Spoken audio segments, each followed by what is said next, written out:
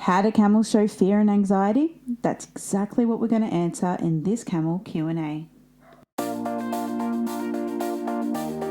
This is the Camel Connection podcast. Welcome to our weekly camel Q&A. This is where you ask a camel question and we answer it. I'm Tara. And I'm Russell. And together, with other camel experts, we answer your camel questions.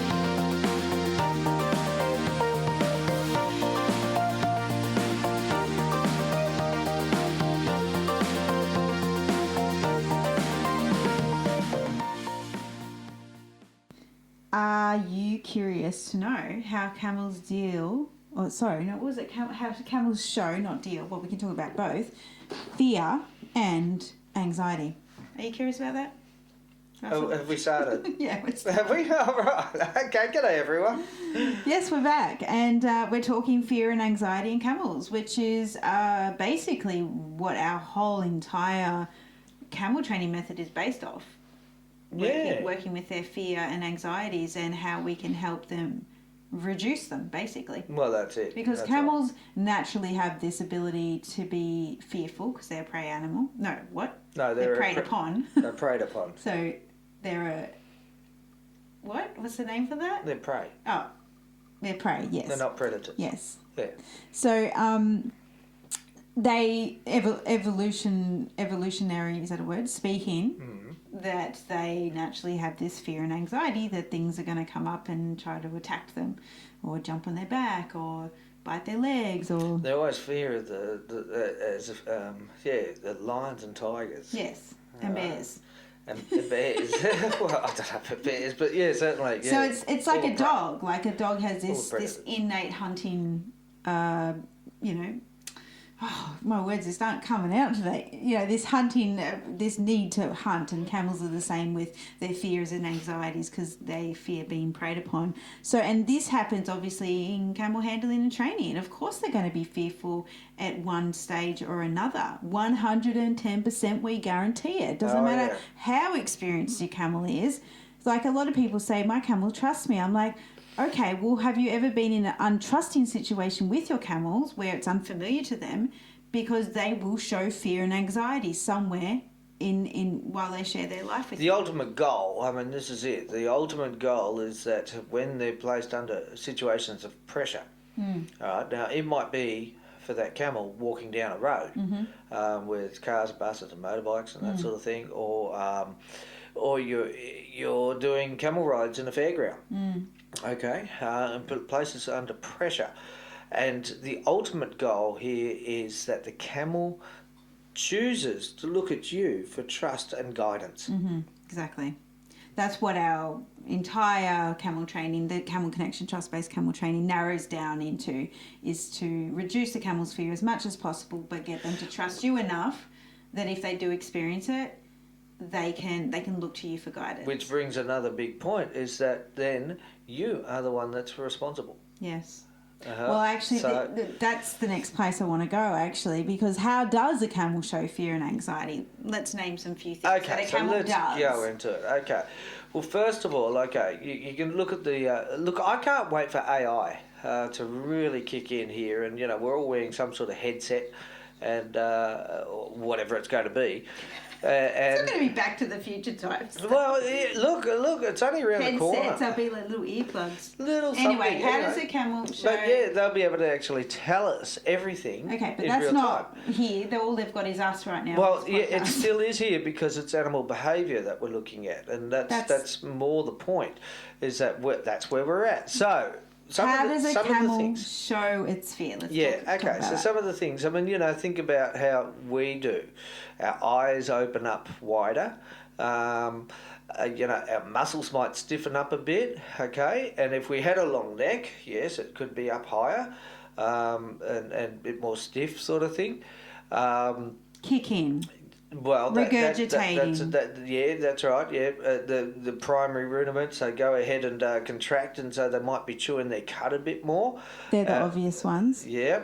And well, you know, we say regurgitate, but you know, other people would say spit in. So we just say both, that they'll regurgitate their food because they can't control those muscles any longer because they're scared. That's it. So it's I think the involuntary most vomiting. important one is actually the eyes. I think the eyes really tell a huge story. And the lips also can be an indicator Yes, too. Pointy yes, lips. the lips too. The ears don't do much. A lot of people say, "Oh, they like horses." And it's like, no, you can't tell with the ears really. Not really. But those other things are pretty obvious. But Yeah. we speak about the eyes a lot, you know, and how to tell if a camel is fearful. We've got lots of videos on that, so you can refer back to that. But going into, a camel experiences anxiety or fear. You know, it's sort of the same thing. It can go up in levels depending on the circumstance. It can get worse. Or if a good cameleer, and your job as a cameleer or a camel handler is to lessen that fear. Help the camel calm down. Yeah, that's to right. reassure it.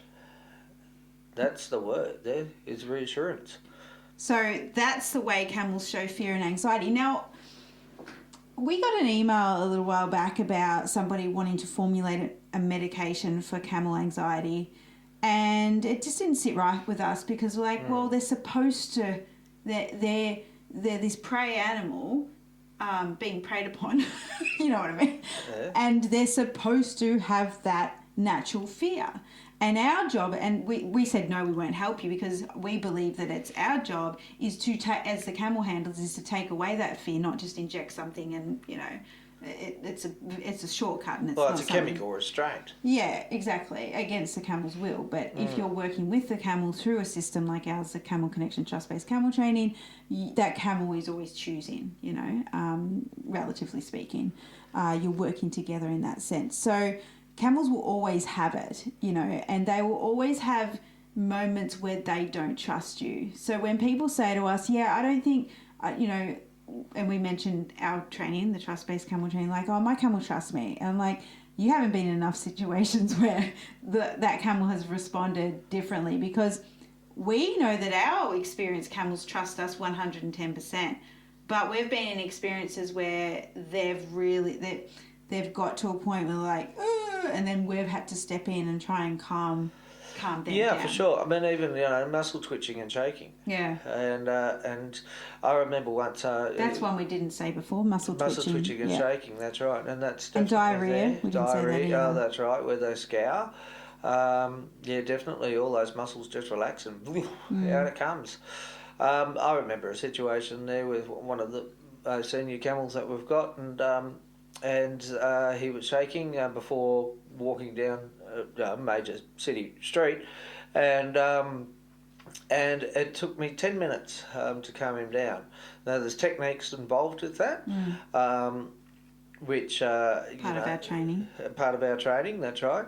And after the 10 minutes of gentle, quiet, talking with the camel, reassuring, you know, and some of these little techniques, the camel stopped shaking and was ready to go.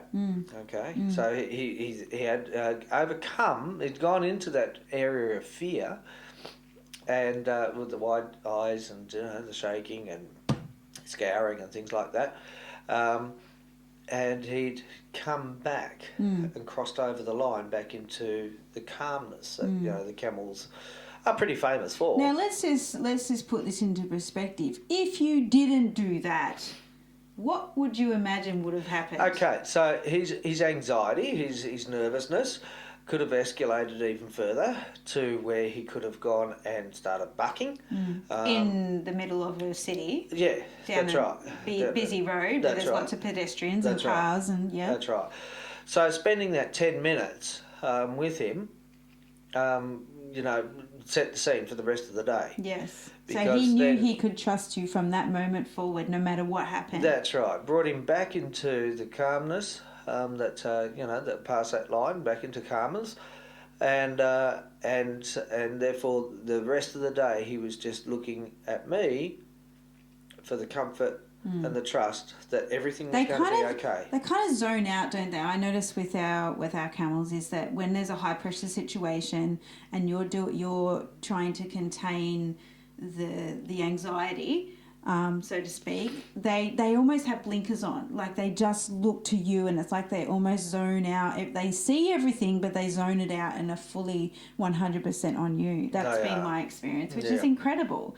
They've just gone, okay, I don't know what's going to happen here. I don't know what is happening, but I trust this person in front of me. That's right. And that's where you guys the wanna get. foundation really comes into it. Yes. Okay, if you've Because if set that was the not- scene from the go, If that was somebody they didn't know, then, we don't know what would have happened. no, but what I'm saying is that you've done the work beforehand. Okay, so you can actually, in that, like, go back to that example, that 10 minutes example. That camel, I was bringing that camel back to everything else that we'd done previously. All right, from the word go, from the foundation of our training together, and nothing went wrong. It was all step by step, and the camel wasn't, hurt or anything like that. And their perceived ideas of what's going to happen. Nothing had happened, so I brought him back to saying, we've done all this stuff. It's okay, and this is part of these techniques. But remember this sort of thing. Yeah. And that's our job, JOB, as a camel handler, as a camel owner, is to reduce that fear as much as possible, even for a simple vet visit. Yeah. That can be terrifying for a camel. Totally. Our job is to calmly put them through it, using the techniques, for those guys listening who've been through our training, the techniques, and that's that foundation you can always go back to. And that's why we always say, don't ever be afraid to go back there. No, because it's wise to. We use it again and again and again and It's again and wise. again. And the other thing I wanted to mention too, that if a camel is displaying this, fear and anxiety, and they are vomiting or they are kicking out or doing something that's possibly going to put you in danger, and then you get kicked or you get bitten, we didn't say biting either, or Lashing something out in happens some to way. you, it's on you. Yeah, look, I mean, one of the worst things that you could actually do when that sort of thing happens, if the camel does something really dumb and stupid, that's dangerous, by all means tell them off. Let them know that you're displeased. Well, let's just be clear. We don't hit our animals No, to no. tell them off. We just use our voice. Yeah, that's because right. they're good listeners. And the finger. Pointing the finger, going... Yeah. That actually works. Right? They know you're displeased. And as you point, and even though you're not touching them, they're like blinking, blinking, blinking, blinking, blinking at like the tones of your Don't voice. do that. So they're very intelligent. They're like dogs. They just know. Yeah. Look, but if you're in the wrong spot at the wrong time and you haven't developed, it's a step-by-step, it's a progressional thing, you're building on it all the time until eventually, you're lifting up the back leg and the front leg and, they don't care because they know what's going on. All right? But if you're trying to jump the gun, you're trying to, leap ahead a couple of levels prior to actually being at those levels, Yes. and you do get kicked, it is actually your fault. Yeah. All right? And the worst thing that you can do is chastise that camel at that point. 100%. All right? You've got to accept that you were in the wrong. And they were that's just their natural response. Yeah, That that's something right. tickled them, or That's right. So the best thing to do in that sort of situation, if a camel does kick you, okay. Now remembering there's two types of kick, and we go through this with our training courses. What sort of kicks are? But 9 times out of 10, it'll be the first type of kick, which is more the get out of my space kick. Okay, and if the camel does that, your job then is to actually reassure that camel that it's okay.